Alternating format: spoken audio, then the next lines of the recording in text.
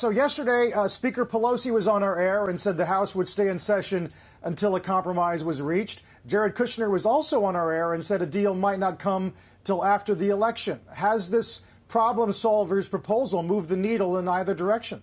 Well, I think it has. I think it's a very thoughtful suggestion. Whenever you have Republicans and Democrats coming together to put forth a compromise, I was read into that over the last several days in terms of what might be coming, and then obviously saw the details of their plan yesterday.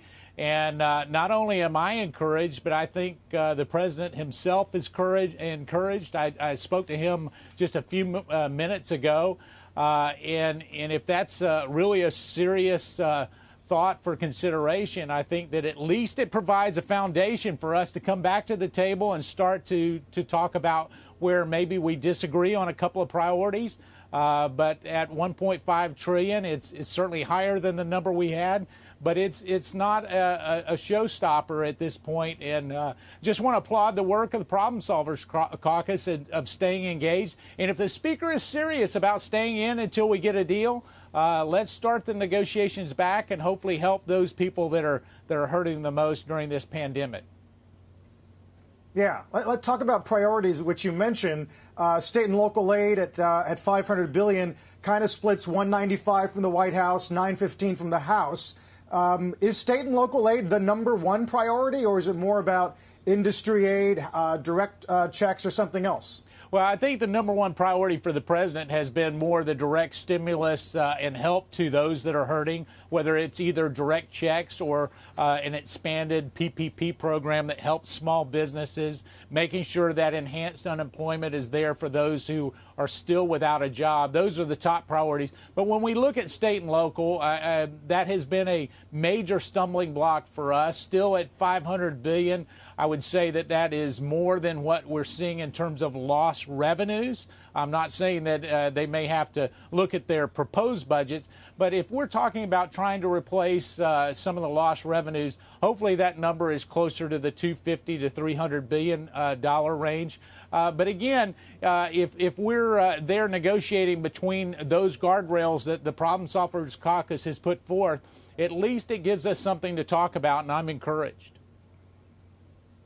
Specifically, new money for documented state general revenue shortfalls. I believe it is $250 billion. Now, that's of the $500 billion in total for state and local aid.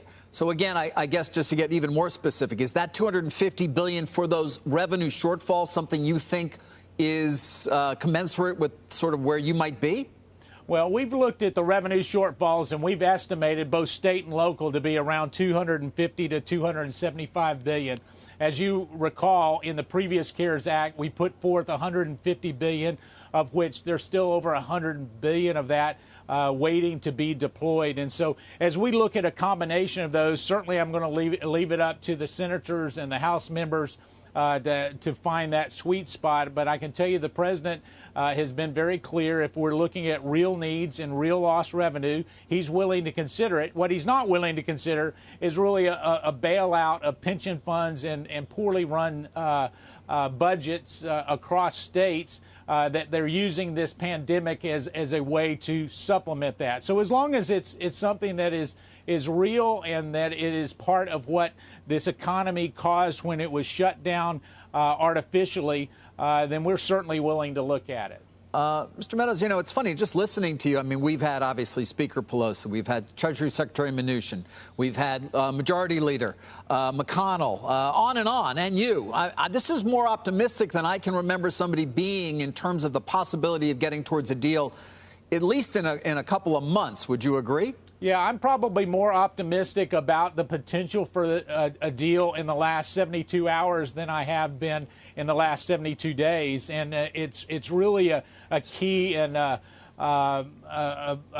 clarifying point that you put forth that I think is accurate, that if we're actually willing to engage, what keeps us apart is smaller than perhaps what the headlines have been. So much of it's been focused on a $2.2 or $2.4 trillion number and a $1.3 trillion number.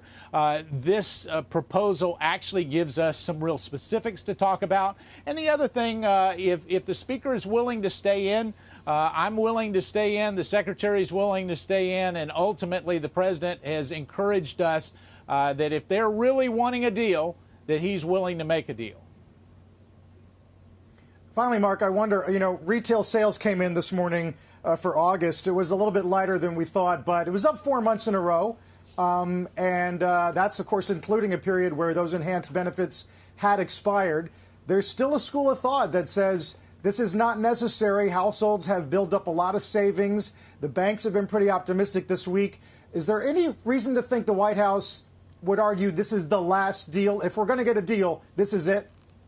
Well, I think what we have is some very encouraging numbers, both economically and really as we start to look. And you just mentioned a number of those indicators that our economists and certainly Secretary Mnuchin are tracking very closely.